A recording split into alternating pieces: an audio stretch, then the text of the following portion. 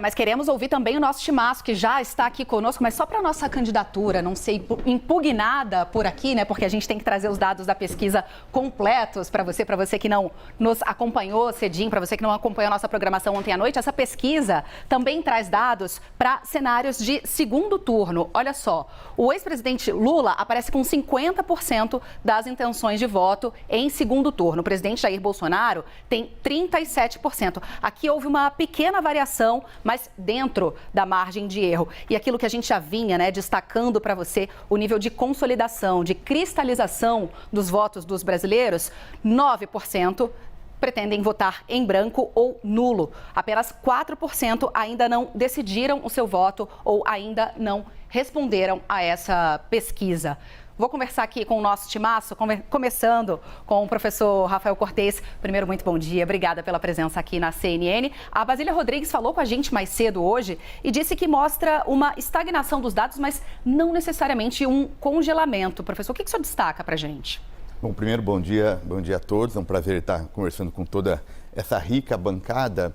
Eu estava olhando os resultados da pesquisa, é muito curioso, né? Como a gente já tem há um bom tempo, né, um debate político acontecendo, mudanças no cenário econômico, mudanças no quadro político, e pelo menos aos meus olhos assusta a relativa estabilidade, né, dos principais índices de intenção de voto. Acho que isso tem a ver com duas questões principais. Uma relacionada fundamentalmente à eleição de 22, né? Tanto o ex-presidente Lula quanto o presidente Bolsonaro já com uma imagem muito consolidada. Então é muito difícil as pesquisas, as campanhas trazerem algo novo, né? A sociedade já mais ou menos sabe o que pensar desses nomes. E a outra razão é um pouco o peso entre esquerda e direita no Brasil. Então, se a gente olhar e recuperar essas pesquisas e comparar com as anteriores, no mundo em que era PT e PSDB que organizavam a política nacional, não é uma variação tão grande, é um cenário de relativa estabilidade, mostrando que a eleição no Brasil, de fato, é muito competitiva, especialmente agora que pode ter uma eleição eventualmente em primeiro ou segundo turno. Já vou passar a bola pedindo desculpa para o mestre Boris Casoy, mas vou passar aqui para a Thaís Herédia, Thaís, porque a gente também destacou que algumas medidas de peso foram divulgadas pelo governo até, né, os pesquisadores irem a campo para colherem esses dados, e todo o esforço que o governo fez, né, nessa tentativa de reeleição parece que não surtiu o efeito esperado, pelo menos. Porque saiu o primeiro pagamento, né, Stephanie? Bom dia para você, bom dia a todos. Estamos aqui no Arena para discutir esse cenário eleitoral brasileiro e como Rafael Cortez e outros analistas políticos têm considerado, a economia está no centro do debate. Apesar de não ter acontecido ainda uma absorção da primeira leva de pagamento dos benefícios, já há uma sensação de melhora em função da queda dos preços dos combustíveis. Outras pesquisas que não a IPEC, que fazem um levantamento específico para a economia, mostram que ainda há uma enorme preocupação como a economia vai estar, com a sua própria condição financeira, agora no ano que vem, com a segurança do seu emprego, mas no que diz respeito à percepção sobre os preços, tem diminuído muito a noção de que os preços têm uma tendência de alta. Portanto, talvez nos próximos 40 dias, 50 dias, aí o Rafael, o Antônio Lavareda vão dizer se isso é possível mudar de alguma forma essa composição mais permanente e insistente do quadro eleitoral. Mas já há, sim, alguma mudança de percepção, especialmente sobre preços. Sobre a condição econômica, não. Sobre a condição econômica, continua uma sensação de que há incerteza e risco pela frente. Ouvi, então, agora Boris Casoy. Boris, 32 dias faltam para as eleições. Do que a gente tem visto, né, do arsenal que ainda tem, né, as candidaturas para serem aplicadas nesse pouco mais de um mês que teremos pela frente, nesse curto período de tempo, você prevê cenário de mudança drástica? Eu acho muito difícil, bom dia a todos, eu acho muito difícil qualquer mudança, a não ser que aconteça algum desastre. E pode acontecer. Eu acho, por exemplo, que o debate foi desastroso para Lula e para o presidente Bolsonaro. Eu achei catastrófico, os dois não apresentaram nenhuma ideia, nenhum fato novo que pudesse atrair o eleitorado. Eu achei... e foi lançada nacionalmente a candidatura futura da Simone Tebet para alguma coisa. Ela brilhou, Ciro também foi bem. Foram Essa pesquisa de ontem ainda não revela o que aconteceu no debate, quinta-feira, hoje. Vamos ter, as próximas pesquisas vão começar a mostrar. Eu não acredito em muita mudança e o que eu constato é o seguinte: eu acho que o governo esperava mais das medidas tomadas em função da eleição. Então, essas medidas, essas benesses, queda do preço da gasolina, R$600, enfim, o presidente Bolsonaro virou o Papai Noel antes do tempo. Essas medidas, o governo esperava que tivessem uma repercussão maior e não tiveram.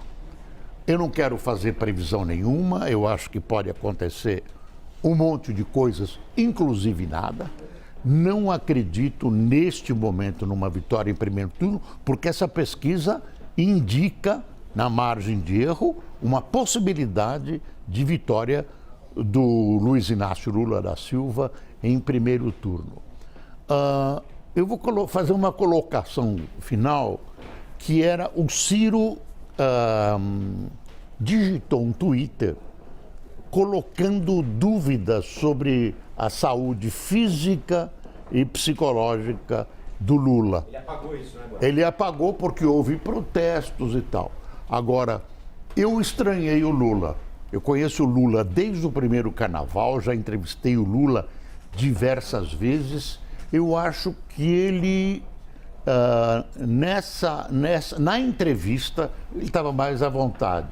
Mas no debate não era aquele Lula que estava lá. Mas, Boris, eu fiquei com essa percepção também, e você que mediou tantos debates na história da TV brasileira, um dos grandes mediadores de debates, era uma situação bem específica para ele ali, né? Porque ele parte para um debate com Jair Bolsonaro e ele sabe que ele ia ouvir poucas e boas, não sabia exatamente quais, né? Então, acho que se a gente voltar 4 anos, imaginar que há 4 anos ele estava na cadeia, não é?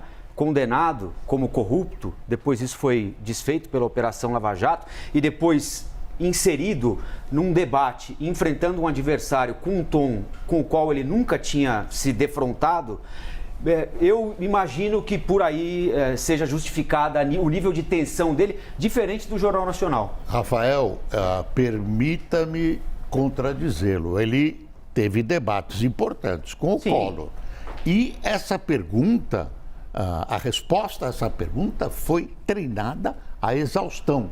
Ele tinha um script que ele não conseguiu seguir. Ele não conseguiu seguir. Então, eu só quero fazer essa ressalva. Eu acho que o Ciro Gomes exagerou no tom, mas é uma coisa a ser observada. O Lula... A gente vai ficando velho, vai ficando bonzinho, vai perdendo... Nem todo mundo, viu, Boris? Nem todo mundo, olha. Vai perdendo um pouco, mas eu acho que... Eu estranhei o Lula. Sim. Vou conversar agora, com o velho medo dele, estive na prisão, de jeito nenhum. Eu pensei nisso porque o candidato Bolsonaro é um candidato que pode aprontar de absolutamente um tudo, não é? Inclusive nada. Mas vamos falar com um especialista aqui. Quero dizer que já nossa dupla de milhões, Basília e Uribe, e esse clássico maravilhoso Vasco e Botafogo aqui no nosso telão, vão conversar com a gente. Mas antes eu quero ir até o Lavareda, Antônio Lavareda, cientista político, como eu disse agora há pouquinho, um dos poucos capazes de ler alma de pesquisa eleitoral. Tudo bem, Lavareda? Tudo bem. Bom te receber por aqui, hein? Prazer. Lavareda, queria te colocar na nossa roda aqui, na nossa arena. Por que não está acontecendo nada para nós, cidadãos comuns? Para você, especialista em pesquisa de opinião pública, em pesquisa eleitoral, está acontecendo alguma coisa que a gente não está enxergando? Algum movimento que vai estourar daqui uma semana, 10 dias? Olha, Rafael, bom dia a todos. Vai ocorrer algum movimento, se ocorrer, ele será registrado no decorrer dessa semana. Ou seja, a pesquisa de ontem, divulgada ontem inicialmente do IPEC, ela ainda não teve capacidade de colher os primeiros efeitos do debate do domingo à noite, bem como ela colheu apenas os primeiros sinais programa, né? dos primeiros comerciais, das inserções, que são mais importantes até do que os programas de televisão e rádio. O efeito combinado de entrevistas da semana passada, de comerciais e programas e mais, do debate de domingo à noite, que teve uma grande repercussão, nós vamos começar a perceber nas próximas pesquisas que serão divulgadas. Algumas a partir de hoje. A minha dúvida é essa, Lavareda, um cenário tão congelado como esse que a gente está vendo, né? E respeitando aqui as especificidades de cada instituto, a forma como são feitas as pesquisas, os resultados são bem similares, não é? Um mau desempenho num debate, a não ser que seja uma coisa estrondosa, né? Assim, o candidato troque o nome do Brasil pelo da França. Mas assim, não sendo uma coisa completamente escandalosa, um mau desempenho aqui, um bom desempenho acolá, isso altera o jogo para pegar uma candidata que está com 3 e levar o segundo turno, por exemplo? Muito difícil, Rafael. Vamos ver historicamente. Eu vi há pouco o Boris Casoy, que conhece a história política da Nova República como ninguém, né? Um doutor em política mais do que todos nós. Mas veja uma coisa, a história eleitoral da Nova República, ela tem uma série de 8 eleições levadas a cabo até esse momento. Nós estamos assistindo à 9ª eleição da Nova República, 9ª eleição presidencial. Pois bem, o que ocorreu nas 8 eleições anteriores, a partir do início da propaganda eleitoral na TV e no rádio? Ou seja, a partir do que está ocorrendo agora, desde a sexta-feira passada, desde a semana passada praticamente. O primeiro colocado no início da propaganda de rádio e televisão, ele chega ao fim da campanha sempre, em todas as 8 oportunidades, na primeira colocação. No primeiro turno. No primeiro turno. E, já que você tocou no assunto, em todas as vezes que houve segundo turno, quem ganhou no primeiro turno repetiu o êxito no segundo turno. Agora, o atual presidente... Agora, só para completar, já quanto à segunda colocação, essa regra não vale. Em 4 oportunidades, o segundo colocado, no início da propaganda de televisão e rádio, não foi registrado nas urnas como segundo colocado. Sim. Isso ocorreu em 1989, eu estou vendo aqui o Boris olhando para nós e lembrando provavelmente daquele momento. Quem era segundo colocado no início da propaganda era Leonel Brizola. Sim. Tá certo? Depois você tem, em 2014... Em 2014, Marina Silva. Quem era colocado era Marina Silva. Aliás, aquela eleição ali, né, Boris?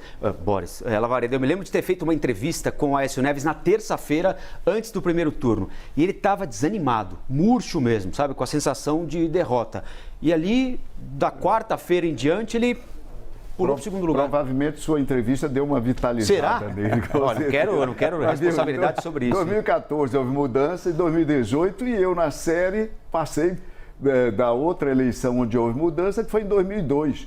2012, o Ciro Gomes era o segundo colocado no início da propaganda de TV e rádio. Foi ultrapassado primeiro pelo Serra, então ele passou a terceira colocação, e depois pelo Garotinho. Que quase chega ao segundo turno, Então, né? Ciro Gomes terminou em 4ª posição.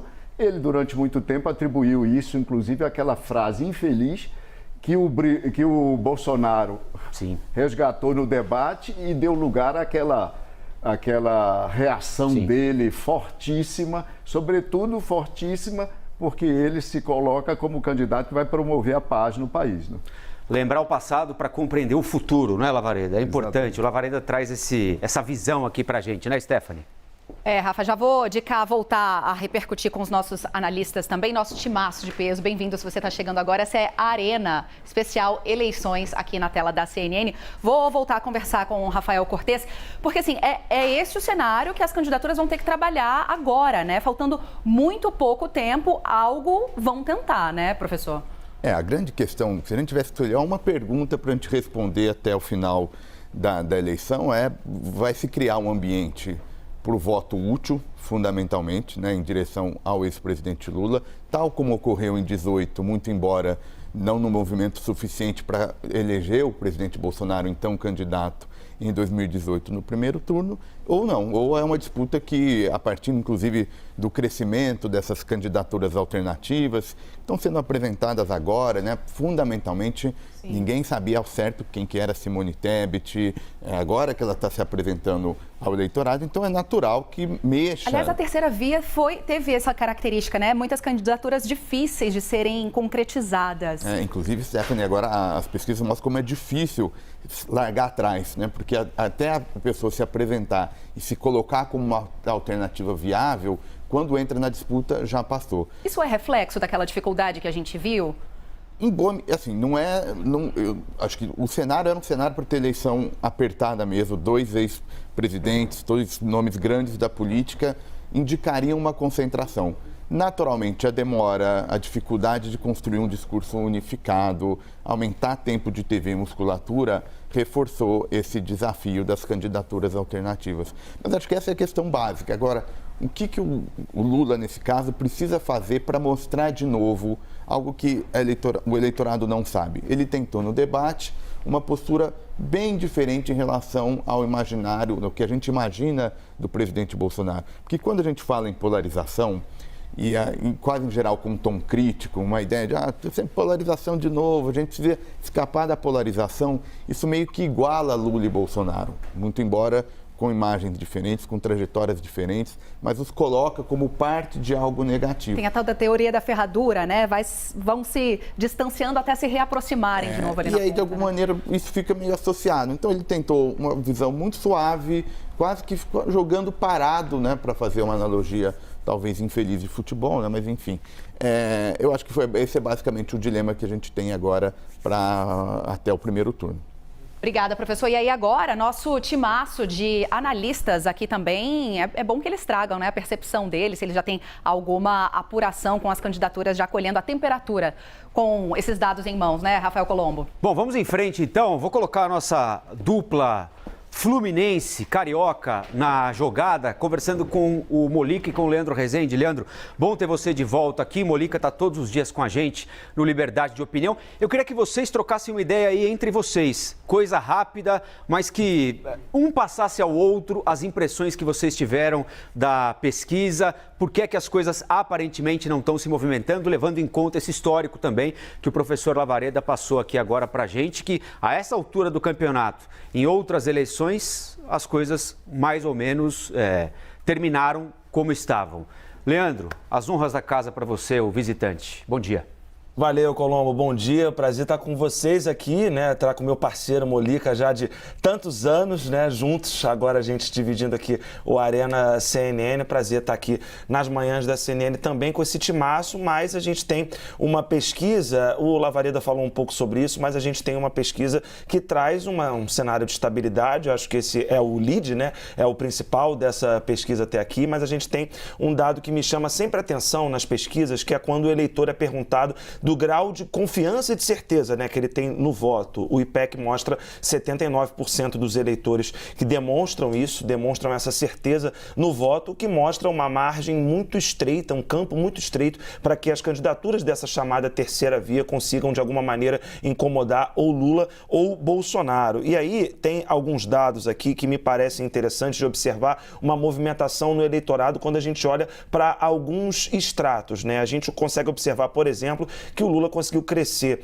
entre aqueles que têm ensino superior completo, conseguiu crescer entre aqueles que recebem entre 2 e 5 salários mínimos. Há também nos estados, né, uma percepção aqui, estou abrindo aqui a minha anotação, mas um empate numérico rigoroso ali entre o Lula e o Bolsonaro em algumas regiões do país, uma queda do Lula na região norte, um crescimento dele na região sul. Me parece que essas diferenças regionais são importantes para a gente olhar a eleição daqui para frente. Além desses estratos de renda e também de escolaridade, são movimentações menores dentro do eleitorado, mas quando a gente olha para a região sudeste, o IPEC mostra ali que o Lula está na frente. Tem outros levantamentos que mostram um empate ali numérico entre Lula e Bolsonaro. Nordeste, uma liderança grande, mas me parece muito simbólico, aí eu já tocando a bola aí para a turma, né, o Lula ter conseguido ultrapassar o Bolsonaro, de acordo com a pesquisa IPEC, PEC na região sul. A região sul deu muitos votos para o presidente Jair Bolsonaro em 2018. Aparentemente tem algo se mexendo também nesse estrato mais conservador da sociedade, a julgar pelo que a gente viu nas eleições 4 anos atrás. Boa, Leandro. Ó, a gente percebe quem tem moral lá, que é quem fica com o cenário bonito, entendeu? Não que a redação não seja, mas a paisagem do Rio é absolutamente inigualável. Pão de Né? açúcar. O chefe senta ali, né, Leandro? O chefe fica naquele espaço ali, né? Tem a primazia dos mais velhos também. Não seja maldoso também. Molica, eu quero aproveitar para te perguntar o seguinte, a Thaís Arbex trouxe uma apuração pra gente, um bastidor, aliás, a nossa programação tá repleta de bastidor, apuração. Eu sei que o Uribe e a Basília tem coisa quente para trazer pra gente já, mas semana que vem deve rolar uma reunião aí no seu Rio de Janeiro entre o presidente Lula, ex-presidente Lula, candidato do PT, e lideranças evangélicas. Como é que o PT chega nesse público? Como é que o presidente Bolsonaro evita que perca essa vantagem importante que tem no segmento evangélico? Bom dia, Molica. Bom dia, Colombo. Bom dia a todos. Se a gente lembrar, nas outras campanhas, em outras campanhas, o PT teve uma aproximação grande com lideranças evangélicas. Né? Até o Bispo Macedo, da Universal, chegou a apoiar a candidatura do Lula. Lideranças petistas estiveram na inauguração do grande templo da Universal aí em São Paulo. Houve todo um trabalho voltado para essas lideranças evangélicas, que nos últimos anos foram sendo aí, digamos, convencidas a ficar com Jair Bolsonaro. Jair Bolsonaro, apesar de ser católico, tem uma aproximação muito grande, a mulher dele é evangélica, foram dadas vantagens fiscais às igrejas e aos pastores evangélicos, isso é importante também. O Lula, no primeiro momento dessa campanha, disse que não ia misturar, só que está ficando complicado. Essa pesquisa agora mostra que houve uma ligeira ampliação da vantagem, da grande vantagem, ligeira ampliação da grande vantagem do Bolsonaro entre os evangélicos. Né? Ele oscilou de 47% para 48% e o Lula perdeu de 29% para 26%, aí meio na margem, meio no limite da margem de erro. Então essa tentativa é de vender essa imagem do Lula como um cristão. Lá na Globo ele falou em Deus umas 2 vezes, tem esse cuidado. Então esse é um ponto impressionante e importante da campanha do Lula, é que o Lula estava tentando dialogar indiretamente com os evangélicos. Ao invés de falar em religião, falar em comida, falar em bolso. Afinal de contas, o evangélico come, o evangélico fica desempregado, o evangélico como qualquer um. Então ele tentava jogar primeiro na linha, vamos falar no estômago e no bolso, mas está vendo que tem que falar no bolso, tem que falar no estômago, mas tem que falar também numa visão maior, mais espiritual. E só antes de devolver, é importante, quando a gente falou há pouco aqui sobre a influência do Auxílio Brasil, desses benefícios, né, concedidos pelo governo nos últimos dias, é muito interessante que entre um salário mínimo, entre os eleitores de até um salário mínimo, o Lula caiu de 60% para 54%. E o Bolsonaro subiu de 19% para 22%. Já entre 1 e 2 salários mínimos, os dois candidatos subiram, e entre 2 e 5, aí pegamos aí uma classe média já, uma baixa classe média, média classe média, o Lula inverteu. Ele agora está na frente de Jair Bolsonaro. Agora, é muito interessante isso. Entre eleitores de até um salário mínimo, o Lula perdeu 6 pontos e o Bolsonaro conquistou 3 pontos. Ou seja, a pesquisa tem uma estabilidade na leitura geral, mas ela é muito movimentada ali dentro. Trocou a receita, o bolo é o mesmo, mas a receita do bolo foi ligeiramente modificada. E ali naquele bolo tem bastidor, ó, a receita dos dois ali. Pois deixamos os dois por último, não é por ordem de preferência não, tá, senhores? É porque vocês já são de casa, então tragam lá. Aqui a palavra é livre, tá? Quem quiser, puxa, pega, pode... A ideia é de um debate mesmo, vamos lá. Como o cenário dela é um melhor cenário, que mostra quem manda no estúdio, a palavra com Basília Rodrigues. Ai, Uribe, como você é verdadeiro. Gente, que ótimo estar com vocês aqui no Arena CNN, Arena Eleições. Importante para o nosso público, né, receber essa prestação de serviço. Nosso principal cliente é você, público que está aí do outro lado da telinha, acompanhando as informações aqui na CNN Brasil.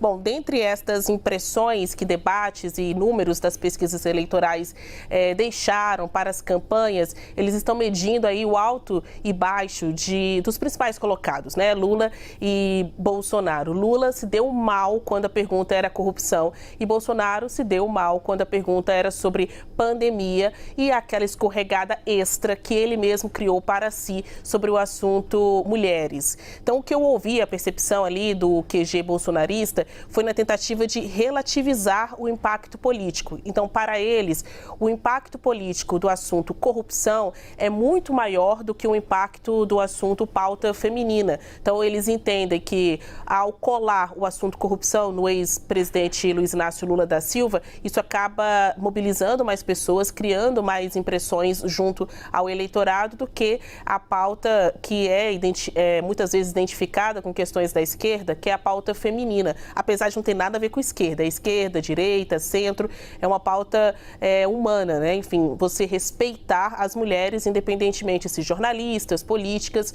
Bom, o presidente se saiu mal nesse quesito pauta feminina, mas mesmo assim ele confirmou, sinalizou, mas para algumas emissoras ele já confirmou a participação nas próximas sabatinas. Ainda há dúvida se Bolsonaro irá em um debate, mas nas sabatinas, que é uma entrevista mais 1 para 1, é um entrevistador frente a frente com este candidato, de acordo com auxiliares da campanha bolsonarista, ele estará sim presente, porque conseguiu identificar ali o ponto fraco da campanha lulista, que é falar de corrupção. Então ele precisa destes espaços, muito mais do que as agendas normais de candidato, mas esse espaço de forte público, né? Sim. Porque ele vai estar em emissoras de televisão falando contra o ex-presidente Luiz Inácio Lula da Silva. Mas, bom, chumbo trocado, todo mundo tem aí suas estratégias. Do lado lulista, o que eles observaram, quando o assunto é pandemia, quando o assunto é compra de vacina e aquelas cenas do presidente fingindo, né, imitando uma pessoa com falta de ar, isso vai ter que ser muito explorado neste um mês aí para o resultado de primeiro turno. Vai, Uribe. Inicialmente, bom dia a todos. Ótimo estar aqui no Arena Eleições. Eu vou pegando no bojo da Basília em relação à corrupção. E essa pesquisa, apesar de tudo estar como dantes no quartel de Abrantes, a gente tem alguns detalhes que as campanhas de Lula e Bolsonaro têm olhado de maneira atenta. Primeiro, rejeição. Houve uma oscilação positiva na rejeição de Luiz Inácio Lula da Silva. Foi de 33 para 36. Essa é a estratégia central agora da campanha de Jair Bolsonaro. Já que Jair Bolsonaro não consegue reduzir a rejeição dele, ele quer aumentar a rejeição de Luiz Inácio Lula da Silva, antecipando para o primeiro turno uma estratégia que seria de segundo turno. Por isso que a Basília Rodrigues traz essa informação, tentar aumentar a rejeição de Lula com o discurso de corrupção. Resta saber se vai colar. Em 2018 colou, mas a principal preocupação hoje dos brasileiros, segundo as pesquisas de intenção de voto, não é a corrupção, é a questão econômica. E aí eu vou na linha também do Molica, a questão da renda, que mostra algumas mudanças que as campanhas se animaram e se frustraram. Primeiro, aqueles eleitores que ganham até um salário mínimo, que recebem o Auxílio Brasil. Houve uma oscilação negativa de Luiz Inácio Lula da Silva. E há uma esperança do Palácio do Planalto de que você possa ter um aumento de Jair Bolsonaro no pagamento da segunda parcela do Auxílio Brasil. Qual é o diagnóstico? A primeira parcela foi usada para pagamento de conta, sobretudo conta de energia. Agora, com a segunda parcela, há a possibilidade da população brasileira começar a consumir mais. Então você pode ter uma oscilação positiva de Jair Bolsonaro. Em relação à classe média, comemoração na campanha de Luiz Inácio Lula da Silva. De 2 a 5 salários mínimos, Lula conseguiu oscilar positivamente e até passar numericamente Jair Bolsonaro. Isso mostra que houve uma recuperação no discurso. E aí vamos para aqueles eleitores mais ricos, de mais de 5 salários mínimos. Neste eleitorado, Lula oscilou para baixo e a terceira via cresceu. você teve uma oscilação positiva de Simone Tebet e também de Ciro Gomes, ou seja, que aquele é o eleitorado que assistiu de maneira mais atenta o Jornal Nacional e conseguiu mudar um pouquinho de posição. E aí vou para o bastidor da campanha de Jair Bolsonaro. Depois do desastre em relação ao eleitorado feminino no debate da Rede Bandeirantes, a gente vai ter uma dança da motinha. Não sei se Rafael Colombo lembra da Furacão 2000. Jair Bolsonaro quer colocar mulheres nas motociatas. E a ideia e a ordem é colocar as mulheres na linha de frente, ao redor do presidente Jair Bolsonaro. Qual é a estratégia? Tentar novamente suavizar a imagem, tentar colher os cacos depois do desastre dele ter agido de maneira agressiva em relação a Simone Tebet e também em relação a Vera Magalhães. Então a ideia é tentar amenizar a imagem dele. E também nesse final de semana em Novo Hamburgo, que ele vai para o sul, e aí, como a gente apontou, pela primeira vez agora houve uma oscilação positiva de Lula em relação a Bolsonaro passando no sul. Jair Bolsonaro vai para Novo Hamburgo num evento com mulheres evangélicas, com a presença de Damares Alves e também com a presença de Michele Bolsonaro. Uribe. Então agora... Pode concluir. Desculpa. Não, a ideia é colher os cacos depois do desastre da postura do presidente no debate da Rede Bandeirantes. Vamos ver, né, como é que cola isso aí. Ô, Basília, aqui é assim, prioridade é para quem levantou a mão primeiro, tá? A Thaís Herédia queria complementar esse argumento, nessa apuração que trouxe o Uribe acerca do timing do pagamento dos auxílios e a data em que essa pesquisa foi feita, né? Essa pesquisa que a gente trouxe. Um analista de mercado financeiro já com muitos anos de experiência disse assim, uma coisa é a promessa de que vai entregar um benefício maior. O ex-presidente Lula, por exemplo, em entrevista à rádio hoje, dizendo que para além dos R$600 que ele quer manter, ele vai pagar R$150 por criança para as famílias que tiverem crianças menores de idade. Então ele já responde percebendo essa perda que ele teve entre os eleitores de primeiro turno. Mas como me disse esse analista do mercado financeiro, o presidente Bolsonaro prometeu e entregou. A entrega dele já está acontecendo. E que isso pode acabar fazendo uma mudança ali de peso entre aqueles que identificam o pagamento do benefício ao ex-presidente Lula e aqueles que identificam o presidente Bolsonaro. Então, a ver o que vai pesar mais, se é a promessa de uma coisa a mais no ano que vem ou é o que já está recebendo agora. Eu queria aproveitar aqui, já que o Uribe e a Thaís tocaram nesse assunto do auxílio emergencial, e chamar um trechinho aqui, já vou caminhando ali para o Lavareda e para o Naca, que eu vou querer ouvir a opinião deles e depois da Thaís e do Boris. Sobre o que a Simone Tebet, candidata do MDB, disse ontem ao William Vac no WW Especial Presidenciáveis, que vai ao ar essa semana, de segunda a sexta, às 8 da noite. Vamos acompanhar. Nós temos um ano realmente excepcional ano que vem. Nada vai ser fácil. O que os economistas, inclusive economistas que estão conosco, que implantaram o Plano Real, que deram a estabilidade para a moeda, que avançaram em todas essas políticas, inclusive lei de responsabilidade fiscal, teto de gastos, regra de ouro, que estão conosco falam. O ano que vem é excepcional. Chegam a dizer o seguinte, a gente talvez tenha que realmente expandir só por um ano, condicionando a aprovação da reforma tributária e administrativa a questão dos gastos para compensar e garantir pelo menos os R$600 para quem está passando fome. Isso, de alguma forma, está precificado pelo mercado. Desde a redemocratização, nós brasileiros cuidamos para que os gastos públicos subissem de forma real e não tivemos a capacidade de financiá-los. A senhora vai dar uma volta nisso? Não, o teto fica. A gente, excepcionalmente, colocando regras, estabelece para o ano que vem que a gente precisa realmente tirar do teto o extra para garantir dar comida a quem precisa de pão, e garantir algo que eu consegui, com alguns economistas já começam a concordar. O que está fora do teto? Conhecimento. Fernando Nakagawa, do ponto de vista econômico, faz sentido? Faz sentido porque a gente não vive um tempo normal.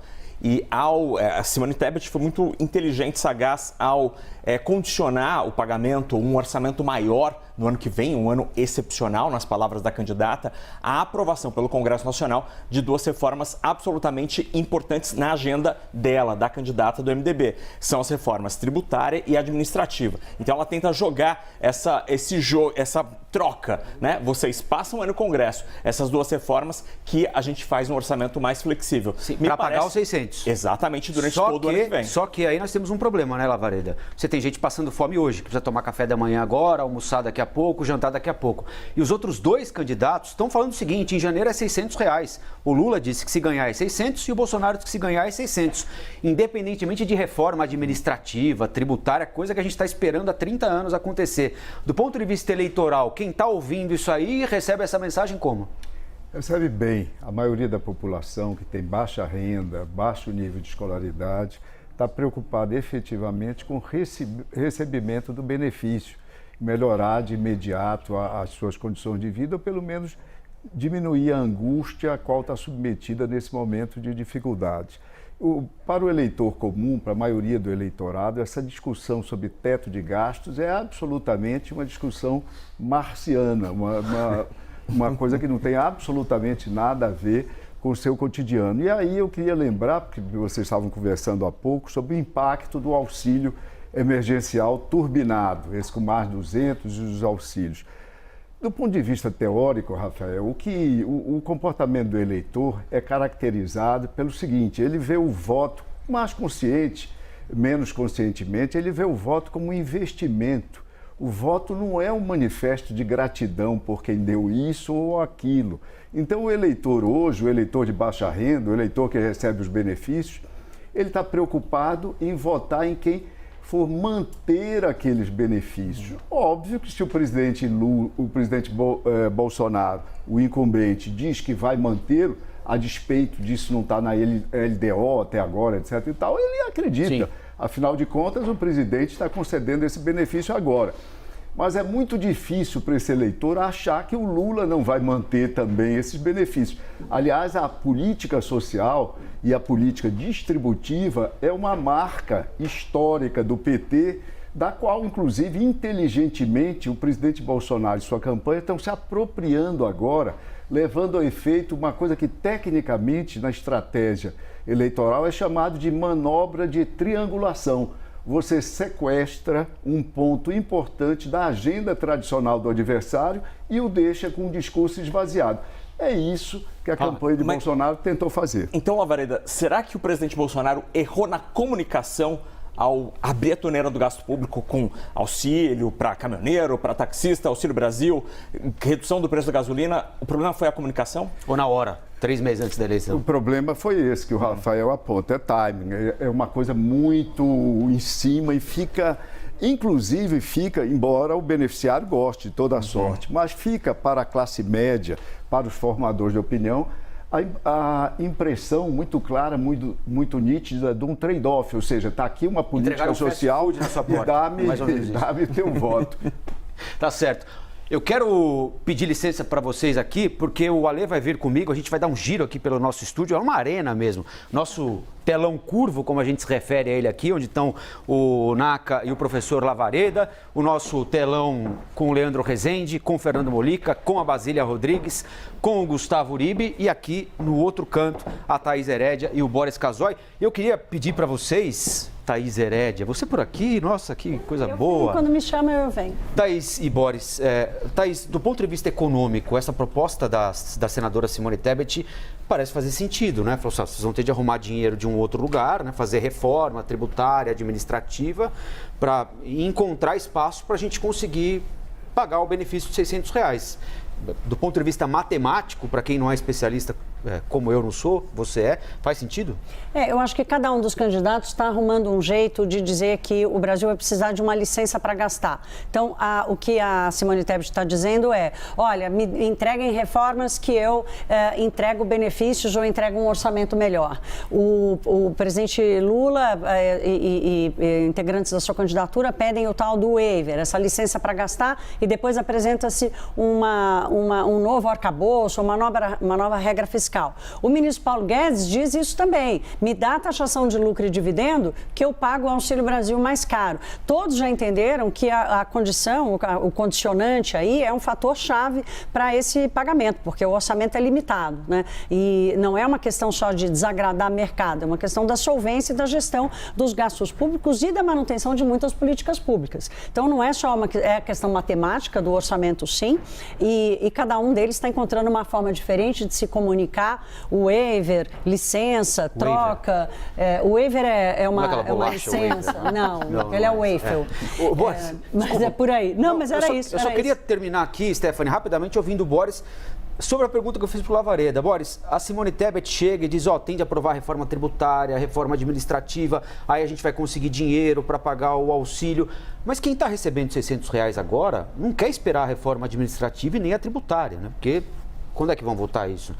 Como é que ela enfrenta com esse discurso lógico dois candidatos que estão bem à frente dela, dizendo o seguinte, não, fica tranquilo que se em janeiro eu ganhar é 600 na sua conta? Rafael, eu vou dar a solução que tem sido empregada através dos tempos. A solução é a seguinte: aumentar a carga tributária.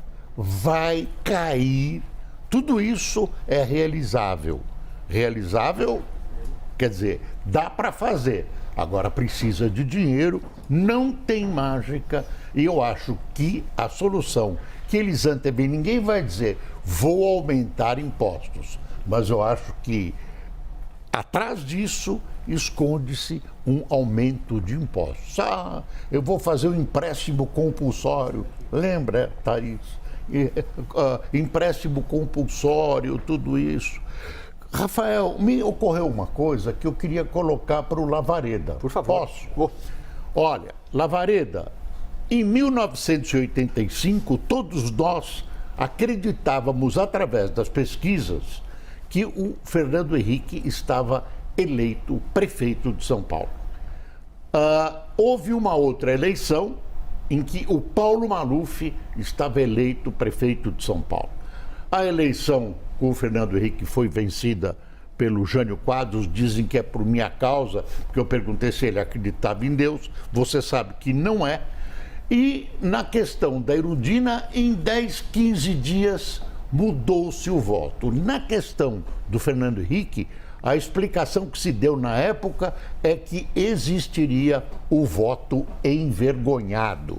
E eu conversei com pessoas domingo e as pessoas foram se abrindo dizendo o seguinte: olha, eu tenho medo de dizer que vou votar no Bolsonaro porque o meu entorno é muito lulista. Você acredita? Ou então eu não quero ser visto como um direitista empedernido. Você acredita que possa existir voto envergonhado? Olha, Boris, aquelas eleições que você apontou lá atrás, tanto a de 1985, onde você foi o fator decisivo, segundo a crônica e a lenda da época, né, quanto a de Paulo Maluf, depois da Erundina, elas tinham uma característica: eram eleições resolvidas em primeiro turno. E isso faz uma grande diferença hoje, com a realidade de hoje, quando a eleição, ainda que no primeiro turno, ela já é percolada, já é influenciada por uma certa lógica de segundo turno. Por isso é tão importante nós acompanharmos o cenário de segundo turno e, aliás, no cenário de segundo turno dessa pesquisa do IPEC, anunciado ontem, a diferença diminuiu 3 pontos entre o primeiro colocado, Lula, e o segundo colocado, Bolsonaro. É preciso estar atento para esses pequenos movimentos, até porque não se espere, isso já foi comentado antes, movimentos radicais de uma pesquisa a outra. As curvas, as oscilações vão ser de pequena monta. Agora, é preciso nós entendermos que a dificuldade de se produzir grandes alterações no cotejo Bolsonaro e Lula, embora chamando a atenção para o fato de que Bolsonaro tem crescido regularmente nas últimas pesquisas, chamando a atenção também para uma hipótese que eu já destaquei publicamente, que você mencionou também há pouco. Pode existir, eu repito, pode, porque ainda não está provado cientificamente, uma subnotificação, por assim dizer, do voto em Jair Bolsonaro em alguns segmentos, especialmente nos segmentos de menor renda e menor escolaridade. Isso é um fenômeno que é chamado nas ciências sociais de espiral do silêncio. Foi identificado pela professora Noel Neumann, uma alemã, na década de 70 do século passado. Quando uma pessoa, algumas pessoas, têm uma opinião que discrepa da opinião amplamente majoritária do seu grupo, ela esconde, ela oculta essa preferência para não entrar em conflito, ou seja, não estabelecer um mal-estar no seu grupo social. Isso pode acontecer. Acredito que Bolsonaro, que nas nossas pesquisas do IPESP aparece um pouco acima, 2 pontos, às vezes 3 pontos acima das pesquisas presenciais, pode ter, de fato, o que é captado nas pesquisas telefônicas, onde os entrevistados se sentem mais à vontade, porque não há o constrangimento de, entre aspas, confessar em público, ou pelo menos para o interlocutor presencialmente, a sua preferência. Isso pode ocorrer, sim, essa hipótese que você aventou e que também eu já publicamente mencionei antes. Olha, o Fernando Henrique sentou na cadeira de prefeito antes, lembra desse fato?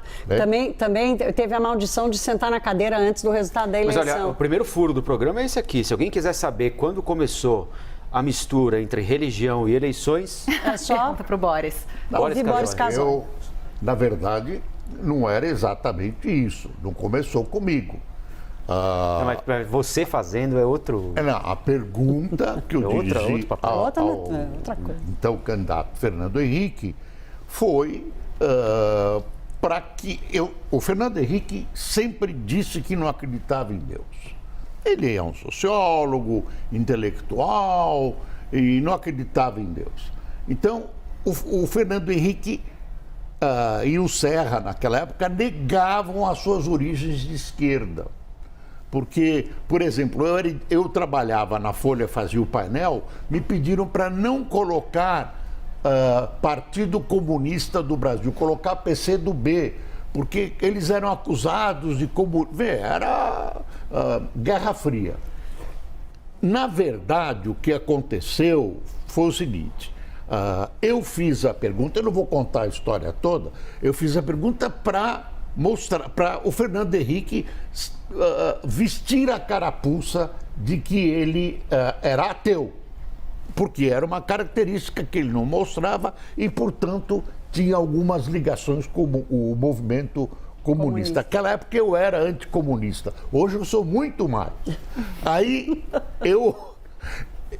agora, na verdade, pessoal, o que aconteceu foi o seguinte: eu fui a pedra colocada por Deus no caminho do Fernando Henrique, que o desviou da prefeitura, porque a prefeitura não teve dinheiro, o Fernando Henrique não conseguiria governar. A carreira do Jânio acabou. E se promover, claro, o Jânio se arrebentou. O Fernando Henrique virou presidente da República. Então, o Fernando Henrique foi desviado pela minha pergunta para se tornar presidente da República. Então, em vez de você dizer que eu inaugurei, diga que eu inaugurei, que eu consegui... Eu refaço aqui toda a minha avaliação.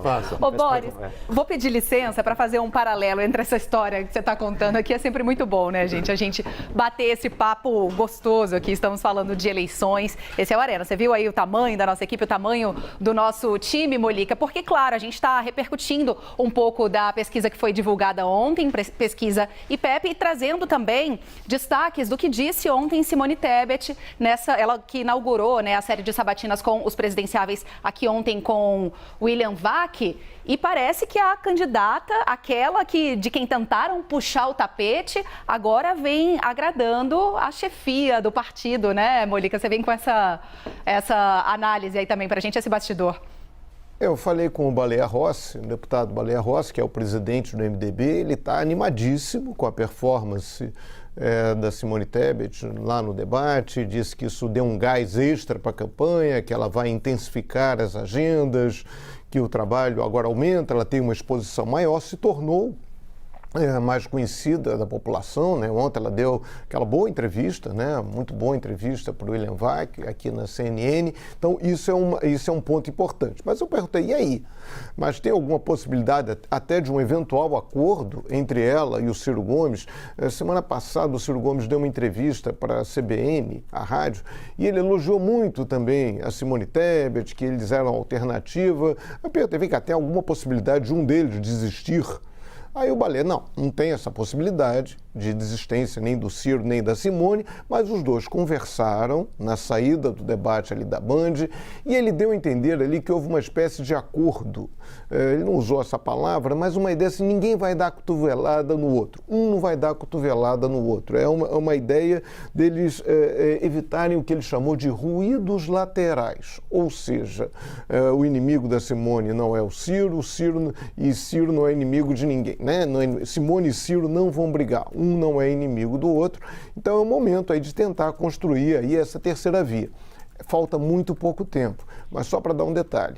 Na eleição de 2018, eu fui dar uma olhada nas pesquisas em 2018, quando faltava mais ou menos o mesmo período da eleição. Foi uma eleição complicada. Lula preso, Lula não pode ser candidato, mas era uma alteração muito grande em relação ao que houve.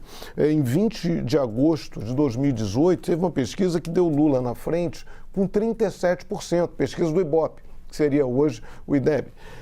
Jair Bolsonaro com 18%. Aí quando eles tiravam o Lula, ficava Jair Bolsonaro com 20% e Marina com 12%. Então foi uma eleição muito complicada. É improvável um crescimento da Simone ou do Ciro? É improvável, impossível. Não acho não. Com vocês. Valeu. Molica, Rafa, tem... Bom, vamos girar, né? Vamos continuar girando aqui pelo nosso estúdio, pela nossa arena. Já já a gente volta a Brasília para conversar com os nossos dois analistas. Já já o Leandro Rezende de volta do Rio de Janeiro. Eu vou para o nosso outro ponto nesse giro em 180 graus aqui pela nossa arena para ouvir mais uma vez Antônio Lavareda e Fernando Nakagawa. Vamos conversar um pouquinho mais com o Lavareda, Naka? Vamos, sensacional. Sempre importantíssimo e interessante observar esse momento de eventual alteração das posições, Lavareda. Você citou em eleições passadas, quando houve no finalzinho da reta, ali bem pertinho da eleição, uma troca de posições. Esse tipo de troca acontece com acúmulo de informação ou é um fato? Pergunto isso por causa dos benefícios pagos pelo governo federal. O efeito disso será que vai se acumulando? Provavelmente o efeito se dará de forma cumulativa, é verdade, mas também o efeito para os candidatos da terceira via. O Rafael comentava há pouco, e também todos os analistas, como a Simone Tebet entrou numa fase nova da sua campanha. O desempenho positivo, quer nas entrevistas, quer, sobretudo, no debate, não é? A fez despontar como uma hipótese de sucesso para os seus aliados, para o seu próprio partido. E o sucesso na campanha, nas pesquisas, provoca o que George Gallup, muitos anos atrás, chamava de efeito dos 3 M's. Ele dizia que 3 os efeitos, e esses M's sendo mídia, ou seja, tem sucesso, atrai mais mídia. Então, hoje a Simone é muito mais assediada pela imprensa, no bom sentido, do que uma semana atrás. Agora, isso é voto ou não? Depois nós vamos completar a série dos 3 M's. A segunda coisa é moral. O candidato fica mais autoconfiante, desponta, né? Levanta um pouco o queixo, etc. Às vezes demais e aí prejudica. E money, terceira coisa, aparece mais dinheiro. Com certeza, Rafael, nesse momento o MDB está soltando mais o financiamento e recursos para a campanha de Simone Tebet, investindo nessa alternativa que é muito importante para eles por 2 motivos. Não é só para tentar com que a sua candidata tenha sucesso nessa eleição, é porque essas forças do centro, Rafael, elas precisam construir uma alternativa para adiante. Senão, correrão o risco de, saindo dessa eleição, continuarem submetidas, lideradas, todo esse eleitorado de centro-direita, por Jair Bolsonaro durante a próxima década. Essa reação de Simone Tebet faz com que hoje a chance de uma solução no primeiro turno seja menor do que uma semana atrás? Você acabou de... Na sua pergunta está embutida a resposta. Sucesso de Simone Tebet, no debate sobretudo, sucesso de Ciro Gomes, promete nas próximas pesquisas algum movimento ascensional deles, alguma oscilação. É o que pode se esperar. E, obviamente, isso tem como consequência aritmética reduzir os percentuais de Lula. Lembrando que esses 44% que a pesquisa do IPEC aponta ontem, dificilmente vão se realizar. Por que eu digo isso? 44% significa 68.640.000 votos. Algum candidato terá no primeiro turno 68 milhões de votos? Não. obviamente não. O presidente Lula vai declinar alguma coisa, não sabemos quanto, hoje, entre o ponto atual e o registro das urnas. Ele pode até oscilar positivamente, mas com certeza, dificilmente terá 68 milhões de votos no primeiro turno. Muito bem. Seguimos aqui no nosso estúdio, na nossa arena, né, Stephanie? Vamos, Rafa. A gente está tentando entender um pouco, né, desse cenário, dessa pesquisa que foi divulgada ontem pelo IPEC e pensando, né, o que andam dizendo, o que andam prometendo os principais candidatos à presidência da República. Vou chamar um trecho da entrevista que Simone Tebet concedeu ontem. Ela inaugurou essas entrevistas com os presidenciáveis aqui na CNN, conversou com o William Vac ontem à noite. E uma das coisas que ela falou tem muito a ver com essa relação turbulenta que andam vivendo as nossas instâncias, essas relações institucionais entre os poderes. Simone Tebet defendeu, por exemplo, que o mandato dos magistrados do Supremo Tribunal Federal não sejam vitalícios, como são hoje, mas que haja um prazo para eles. Vamos ouvir. Com equilíbrio, com moderação, com diálogo. Trazendo novamente a Constituição como a nossa Bíblia jurídica e política, colocando, inclusive, rediscutindo, William, a questão do tamanho do papel do Supremo Tribunal Federal. Vamos ser bem objetivos em relação a isso. Esse ponto é nevrálgico. A senhora quer rediscutir o tamanho? No que aspecto? Vitaliciedade. Será que não seria ideal um mandato de 10 anos? Vamos tirar, como acontece nas maiores cortes, nas cortes supremas do mundo, o papel de corte criminal do Supremo. O Supremo não tem o papel de corte criminal. O papel do Supremo Tribunal Federal é o papel de analisar a constitucionalidade ou inconstitucionalidade de atos e de leis. Os poderes estão desorganizados. E, repito, se nós não resolvermos esse problema da instabilidade política e institucional, nós não vamos resolver os maiores problemas do Brasil, que é justamente a questão da crise econômica. Nunca se viu, desde a redemocratização, esse acúmulo de poderes do Legislativo, especialmente em cima do orçamento. Isso torna a figura daquele ocupante do Palácio do Planalto excepcionalmente vulnerável e frágil. Como a senhora pretende lidar com isso? Não é possível tanta ingerência do presidente da República na decisão de quem vai ser o presidente da Câmara e do Senado. Essa relação que tinha que ser independente, ela faz não só muito mal ao Brasil, mas o próprio presidente se enfraquece. Hoje ele não tem a caneta na mão, hoje ele não tem o orçamento na mão e ele está refém do Congresso Nacional. É isso, muitas críticas são feitas. Vou passar a bola aqui para Rafael Cortes, que está com a gente aqui também no Arena Eleições. Professor, muitas críticas são feitas hoje ao mandatário do Poder Executivo, né? É o Congresso que executa o orçamento, é o Judiciário que acaba tendo a palavra final em muitas questões que deveriam ser do Executivo. E Simone Tebet tem uma ideia diferente, né? Tem uma ideia diferente e acho que no fundo, quando ela trouxe o Supremo, quando traz a questão do orçamento secreto, de controle da agenda, nos remete, acho que é importante a gente debater qual que é o efeito, né, de tudo isso que a gente está comentando, de campanha, de promessa de candidato, de medida anunciada, do ponto de vista da organização dos poderes e no limite, de risco para a democracia, né? A gente estava debatendo há um pouco tempo se o presidente iria ou não respeitar o resultado das urnas, enfim, isso não é pouca coisa o que a gente está tratando aqui. E aí o que eu acho, onde é que essas duas questões se encontram? Congresso e Executivo e o Supremo Tribunal Federal, né? Em boa medida, o Supremo se tornou talvez a linha de frente em relação ao controle de alguns dos comportamentos do presidente Bolsonaro e outras lideranças, né? Isso faz com que o Supremo ganhe um protagonismo muito grande na política nacional. Sim.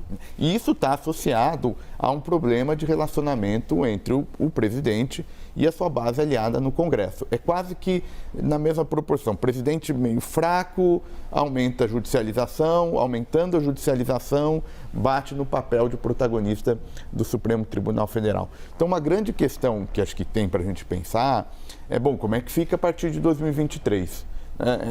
A gente vai conseguir encontrar algum equilíbrio independente de quem ganha ou não, ou é, eventualmente, aí um problema que ainda vai nos machucar, e aí a Thaís observa isso constantemente nas conversas delas com os agentes financeiros, isso pode ter uma repercussão econômica muito, muito difícil. Acho que o ponto importante, eu acho que se a gente quiser crescer, né, se o Brasil quiser se recuperar, o professor Lavareda fez citação ali de, bom, olha, a gente precisa encontrar de novo um novo equilíbrio orçamentário, algo que cabe no orçamento, me parece que isso é fundamental. A gente não vai conseguir crescer, essas promessas não vão se materializar, reforma não vai sair se a gente não tiver um equilíbrio de poderes diferente do que a gente assistiu nos últimos 4 anos.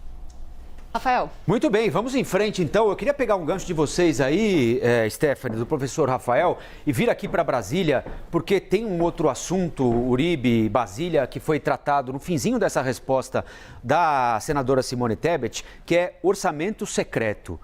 Qual é o nível de enfrentamento que o próximo presidente da República, seja ele quem for, se quiser fazer esse enfrentamento, vai ter de aplicar para conseguir de volta pelo menos uma parte desse dinheiro ou, no mínimo, para dar publicidade devida para a utilização dessa grana toda, em Brasília?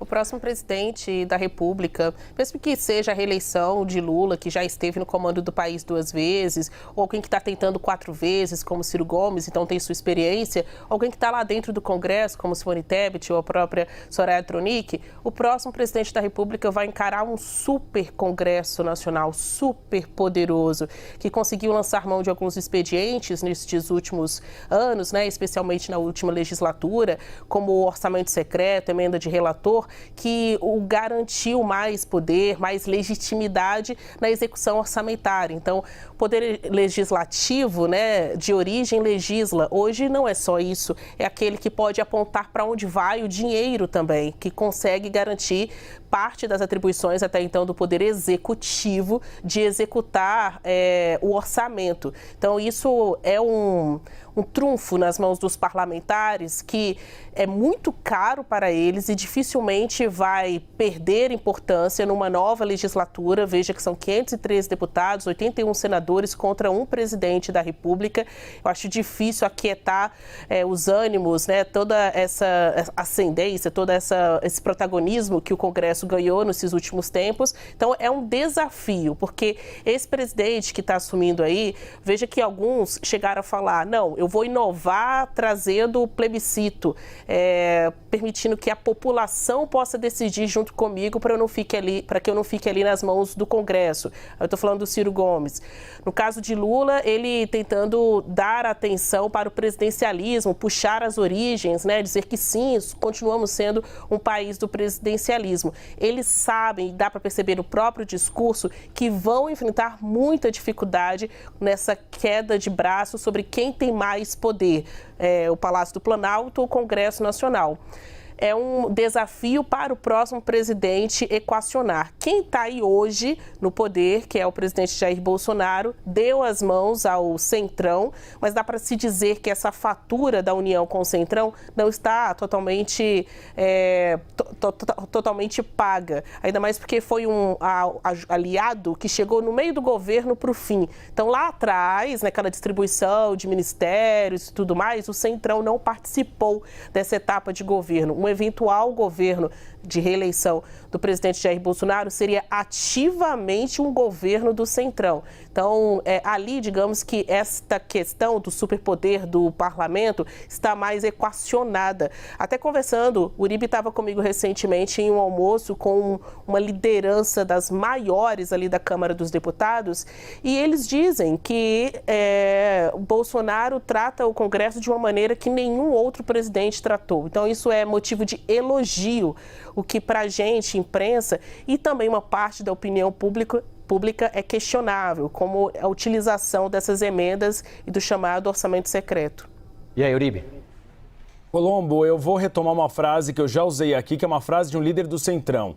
Quem se acostumou a comer carne não quer voltar a comer frango ou ovo. Ou seja, o Congresso Nacional quer continuar sendo o Ministério do Planejamento eventual do governo, já que o presidente Jair Bolsonaro abriu mão desse expediente e acabou dando a possibilidade do Congresso Nacional não só legislar, mas executar o orçamento da União.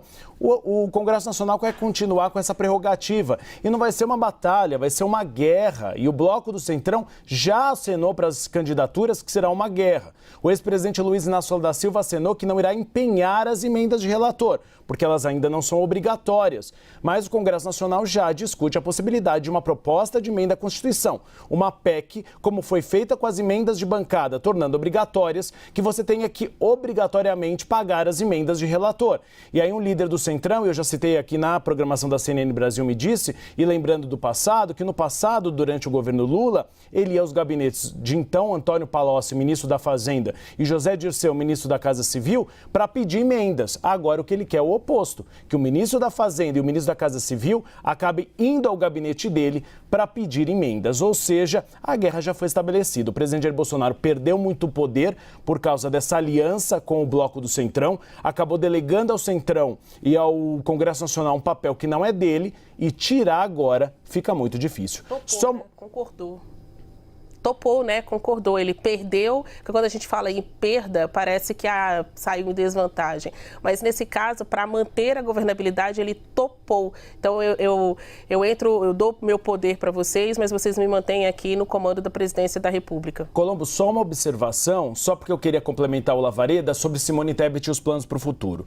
No MDB já há um reconhecimento de que Simone Tebet não sairá vencedora, mas aí você tem um plano de médio e longo prazo de sobrevivência do Bloco do Centrão. Primeiro, Simone Tebet tendo aí 2 dígitos nas urnas, 10%, sai como um nome competitivo para 2026, mais ou menos como foi o caminho de Marina Silva de 2010 para 2014. E mais, é sobrevivência desse bloco. Quais são os cálculos feitos pelo Congresso Nacional? Que as 4 maiores bancadas para a próxima legislatura serão o PL de Jair Bolsonaro, o PT de Luiz Inácio Lula da Silva, o PP de Ciro Nogueira e União Brasil de Luciano Bivar. Estes partidos, PSDB, MDB, Cidadania e Podemos, não terão grandes bancadas. Então é necessário que, indo com Simone Tebet, eles formem uma espécie de bloco partidário para serem players importantes no próximo mandato presidencial e na próxima legislatura do Congresso Nacional.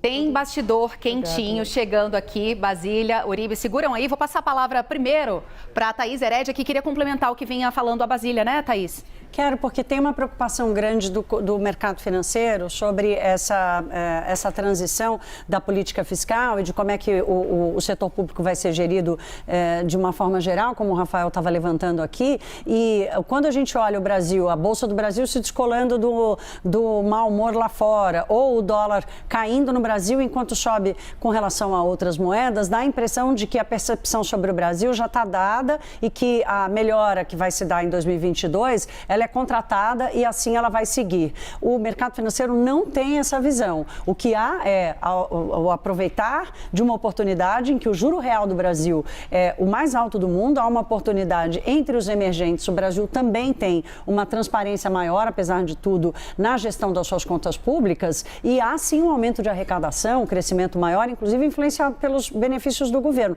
Mas não tem ninguém no mercado financeiro que acredite que 2023 vai ser um mar de rosas para o governo, seja ele Bolsonaro ou seja ele Lula. Quer dizer, a conta está contratada, temos juros muito altos, então não adianta achar que um discurso ou uma promessa vai fazer diferença e que o fato da Bolsa estar subindo hoje, do dólar estar caindo, é uma sinalização do mercado financeiro de que está tudo bem para o ano que vem.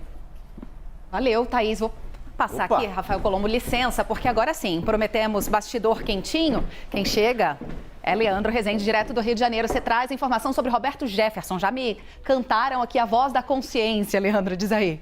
É isso, Stephanie. O Tribunal Superior Eleitoral marcou para quinta-feira julgamento sobre a candidatura do Roberto Jefferson à presidência da República, né? Conversei com integrantes do PTB agora pela manhã, o PTB, partido do Roberto Jefferson, me confirmaram isso, está na pauta do TSE essa análise para poder definir, na verdade, se Roberto Jefferson vai poder ou não ser candidato à presidência. O PTB apresentou o nome dele, ele que está preso, apresentou o nome dele para concorrer à presidência da República e a avisou que não era uma candidatura de oposição ao presidente Jair Bolsonaro, mas uma candidatura ali, eles não usaram essa palavra, mas a gente usa aqui interpretando as conversas de que seria um nome ali para servir de escada ao presidente da República. Ontem, o ministro, que é o relator do caso, o Carlos Robarch, ele já havia dado uma decisão tirando o Roberto Jefferson do programa eleitoral da televisão e do rádio, né? Alguns programas com o Roberto Jefferson foram para o ar, no rádio, na TV, ele se apresenta ali, diz que está preso, mas se coloca como uma alternativa de defesa da pátria, da família, uma candidatura conservadora. Por que esse julgamento de amanhã é importante? O PTB reclama do fato de ter sido marcado rápido demais a análise dos recursos, porque além da candidatura do Roberto Jefferson, amanhã o TSE, quinta-feira, o TSE vai dizer se ele pode ou não pode concorrer à presidência. O Ministério Público Eleitoral é contra. Tem outros 2 recursos na mesa. Um contra uma decisão do TSE que impediu o acesso do Roberto Jefferson ao fundo partidário para sua campanha e essa outra que tirou ele da propaganda da televisão e do rádio. O PTB reclama que tudo isso foi marcado rápido demais, mas quinta-feira a gente já tem uma decisão. Por que esse julgamento é muito importante? Porque tudo que está acontecendo com a candidatura do Roberto Jefferson no TSE está reverberando aqui no Tribunal Regional Eleitoral do Rio de Janeiro com a candidatura do Daniel Silveira ao Senado. Eles têm situações que são levemente semelhantes, né? Numa decisão da semana passada, o Tribunal Regional Eleitoral decidiu que o Daniel Silveira também não pode ter acesso aos recursos do fundo partidário. O caso do Roberto Jefferson é citado e é citado o fato de ser entendido ali pelos procuradores do Ministério Público Eleitoral e por gente do TRE, dos tribunais, né, eleitorais, que são casos de pessoas praticamente inelegíveis, faltando o aval da Justiça Eleitoral. O do Roberto Jefferson vem na quinta-feira e já tem uma expectativa de que esse resultado do Roberto Jefferson já pode reverberar na candidatura do Daniel Silveira ao Senado aqui no Rio de Janeiro. Por que é uma candidatura importante? Porque ele conta ali com o apoio do presidente Jair Bolsonaro, inclusive estava com ele no debate da Bandeirantes no último domingo. Leandro Rezende, olha isso aí. Que timaço assim, temos, né? No Arena Eleições no Novo Dia e também no Prime Time a partir das 6 com o Márcio Gomes e com um timaço também. Eu sei que o Molica também tem um bastidor, análise, informação exclusiva o tempo todo, sempre das 9 às 10h30 aqui de manhã. O professor Rafael me fez sinal aqui, queria falar um pouquinho sobre essa informação que o Leandro trouxe e já a gente volta com o Molica, que tem informação exclusiva também, bastidor, sobre o 7 de setembro. Mais uma vez, a gente passou a ter medo do 7 de setembro, né? Uma expectativa, não sei se medo é a palavra certa, né, professor? Mas alguma cautela, digamos assim, em relação ao 7 de setembro. O senhor queria complementar a informação do Leandro, né? Não só do Leandro, mas do pessoal de Brasília também, né? Na passagem que eles estavam... Orçamento secreto. Orçamento secreto, enfim, como é que fica a governabilidade. E aí o que me ocorreu enquanto eles falavam... Primeiro, foi a falha da Brasília no sentido, olha, não é que perdeu, foi uma escolha, né, que o presidente fez de fazer essa relação, né, com o Congresso. Escolha essa que, me parece, teve a ver com o risco de impeachment. Acho que teve claramente associado ao risco de perda de mandato, né? Se isso for verdade, né, para o segundo mandato, né, a gente pode ter uma dinâmica diferente. O presidente tentando fazer uma relação diferente com o Congresso, naturalmente se reeleito. Quando ele escolhe para vice um general, a minha leitura é que ele está querendo uma maior autonomia, né, em relação a esse centrão, né? Ele poderia ter escolhido um nome de um político de um partido tradicional, Tereza Cristina, aumenta a base aliada, traz alguma coisa para o eleitorado, mas não, escolheu o general Braga Neto. Na minha leitura, isso tem um pouco a ver com uma tentativa que ele vai fazer de sair dessa sinuca de bico e ficar, não vou passar o meu segundo mandato com medo de impeachment novamente. Então é quase que um seguro contra impeachment. No caso do Lula, vocês citaram a questão do tamanho das bancadas, né? Eu acho que vai ser essencial, se eventualmente ele for eleito, como é que vai se dar a relação com a Câmara. Porque se o PL e o PP fizerem realmente muito voto, tem uma chance grande do Arthur Lira querer continuar com chance. Aí no caso do Lula, para mim, essa vai ser a chave.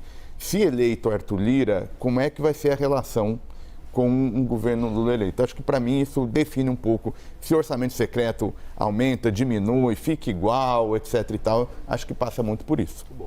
E complementando, Molica, acho que é o Molica. Molica? Então tá, na ordem, hein, Molica? Já vou chegar para cá para te chamar também. Você também tem bastidor, né? Vamos por partes, né, Molica? Pois é, eu troquei mensagens com o subprocurador-geral, o Lucas Rocha Furtado, que é o subprocurador-geral, ele integra o Ministério Público, que atua no Tribunal de Contas da União. E eu troquei mensagens com ele sobre a realização do ato de 7 de setembro aqui no Rio, que haverá uma manifestação pró-reeleição de Jair Bolsonaro e também aquela série de apresentações de tropas das Forças Armadas, navios, bandas militares, Esquadrilha da Fumaça, saltos de paraquedistas, enfim. E o doutor Lucas avaliou que ele vai pedir uma decisão cautelar ao Tribunal de Contas da União para tentar impedir esses atos das Forças Armadas. Na interpretação dele, são gastos irregulares. As Forças Armadas não podem, recursos das Forças Armadas não podem ser utilizados em um ato que também será um ato político partidário. Só para lembrar, esse desfile de tropas normalmente é realizado aqui no centro do Rio. Há décadas é realizado e este ano o presidente Jair Bolsonaro decidiu levar essas apresentações militares para Copacabana, onde é o palco, onde haverá também uma manifestação de bolsonaristas, manifestação pró-candidatura dele. Então, o doutor Lucas, né, ele avalia que isso é danoso aos cofres públicos, você utilizar recursos públicos, recursos das Forças Armadas, num ato político partidário. Então, ele vai ingressar com uma ação, ele vai representar junto ao Tribunal de Contas da União, que é um tribunal que não é do judiciário, mas que cuida da aplicação dos recursos federais para tentar impedir esse ato. Se o ato for realizado assim mesmo, ele vai querer depois cobrar a conta, cobrar a responsabilidade de quem autorizou essas despesas. A representação será contra o presidente da República, Jair Bolsonaro. Com vocês. Molica trazendo o bastidor, nosso timaço está sempre atento, né, Basília? Você também tem informações a respeito da campanha do presidente Jair Bolsonaro e da presença da primeira-dama. Quando é que vem em peso, hein? Pois é, para tentar anular a repercussão negativa da participação de Bolsonaro aí no debate da TV Band, toda essa questão relacionada à pauta feminina, o presidente, a campanha de Bolsonaro já começa a divulgar hoje a primeira inserção com a primeira-dama Michele Bolsonaro. Então, ela começa, é bem curtinha a inserção, começa falando que a água chegou no sertão. Então, linka com aquele assunto da transposição do Rio São Francisco à pauta feminina, porque diz que essa água é para as mulheres, para que elas possam ser o que elas quiserem, ter tempo para estudar, ter tempo para ficar com a família. E encerra dizendo, estamos construindo um Brasil para elas, com elas e por elas. Então, é esse apelo da pauta feminina, esse apelo das mulheres que tem um papel significativo, né, no cômputo dos votos, mulheres que, pelo que as pesquisas mostram, registram alta rejeição ao candidato